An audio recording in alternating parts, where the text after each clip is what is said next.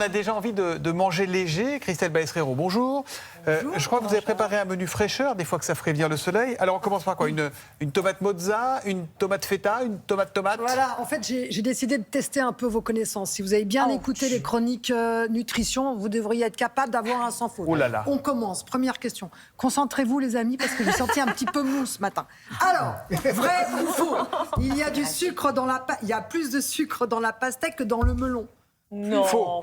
Faux? C'est vrai. C'est vrai? Ouais. Faux. Eh bien, c'est faux. Pourquoi? Parce qu'il y a moins, Il n'y a que de l'eau dans la moins de pastèque. sucre dans la pastèque que dans le melon, parce que c'est vrai que la pastèque contient beaucoup d'eau. Alors, ces deux fruits sont très peu caloriques, hein, donc très riches en eau. Donc, la pastèque un peu moins calorique, oui, mais le melon, il est intéressant. Pourquoi? Parce qu'il y a beaucoup de vitamine C dans le melon. Il y a des fibres, hein. Il y a des fibres, oh, c'est bien. Il progresse. Le Vraiment, maillot, il là là. y a des fibres dans les deux, mais c'est vrai qu'il y a des fibres très intéressantes 3 dans ans le qu'elle me melon rééduque, et de la Christelle. vitamine C. Et il y a aussi du bêta-carotène, puisqu'il est orange. donc ça fait du Et bien à la la peau. vitamine C plus le bêta-carotène, les deux ensemble, se potentialisent et ça fait un cocktail antioxydant très intéressant. Et aussi le melon, il y a beaucoup de potassium. Pourquoi on mange du jambon cru melon? Vous savez, on dit melon, que c'est jambon bon. de Parme. Melon Mais c'est souvent bon. les deux ensemble. Mais on met souvent les deux ensemble. Mais c'est intéressant de mettre les deux ensemble parce que dans votre jambon, il y a beaucoup de sel.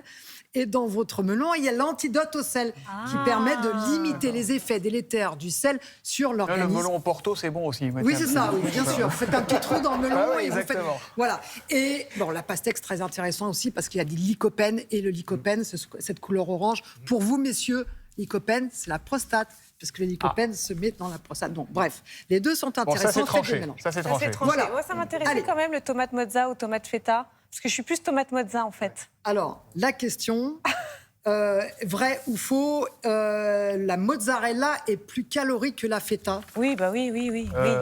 Ouais, ça a l'air plus gras quand C'est- même. oui, non c'est- ouais, moi je dirais oui. Non, Ça, non, c'est ça de la fait un, crème. c'est Ça fait un- un peu. C'est pas la même. Faux, les amis. C'est pas terrible ce matin. Mais oui, c'est faux. Pourquoi? On quelle est bonne nouvelle. toujours sur la même chose. Il y a plus d'eau dans votre mozzarella que dans votre feta. On est à 62% d'eau pour la mozzarella contre 55% pour la feta. Sauf que la Et feta, donc, c'est la vie. Vous mettez une demi-tomate, vous mettez de la Salade feta grecque. et vous mettez un litre d'huile d'olive et ça, tac. vous avez raison. Oui, Voilà. mais la mozzarella, c'est sympa aussi. c'est bien C'est aussi, moins oui. calorique, donc on a dit un peu moins calorique. Et c'est surtout beaucoup moins salé. Parce que la feta, elle est sympa, votre feta, mais elle est extrêmement voilà, salée. Thomas, On est quand même voilà, sur le Vous sel. 2,3 méprisez le travail grammes de des sel. brebis, c'est tout ce que je pas, vais vous dire. pas du tout. Il y a aussi plus de calcium dans votre mozzarella que dans votre feta. Donc, il faut faire attention. La différence, c'est qu'effectivement, on mange beaucoup plus de mozzarella que de feta. Donc, des fois, bien, finalement, au niveau des calories, ça revient au même. Bon, et alors, à l'apéro, pistache. Oui. Qu'est-ce qu'on Pistache prend à ou pas l'apéro? pistache? L'apéro idéal, c'est quoi? C'est la pistache non salée que vous mangez à l'apéro. C'est Vous ne extraordinaire. mangez que la coquille. Voilà, vous mangez que la coquille. Et pourquoi c'est intéressant? Parce que Moi, je alors, crois que ça certes, faisait hyper grossir les pistaches. c'est hyper calorique. On est d'accord, 600 calories pour 100 grammes. Mais toutes les études ont montré que quand on 600 mange moins, calories. finalement, on ne grossit pas.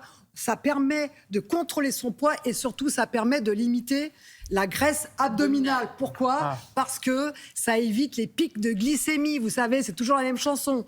Moins de pics de glycémie, moins de stockage au niveau du ventre.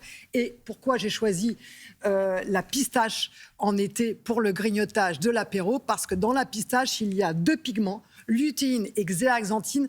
Ces pigments, ils se mettent où? Dans la rétine. Ils se stockent dans la rétine et ils permettent de protéger. Ils permettent de Les yeux du protéger soleil. vos yeux Plus besoin de des porter des rayons lunettes. du soleil. Une Donc, pistache de merguez, on est les rois du monde. Ça, c'est la saveur On de n'a pas l'été. parlé de la attention, merguez. Pas salé les pistaches, sinon tout ça, ça sert à rien. Pas salé, ok. On a tout compris.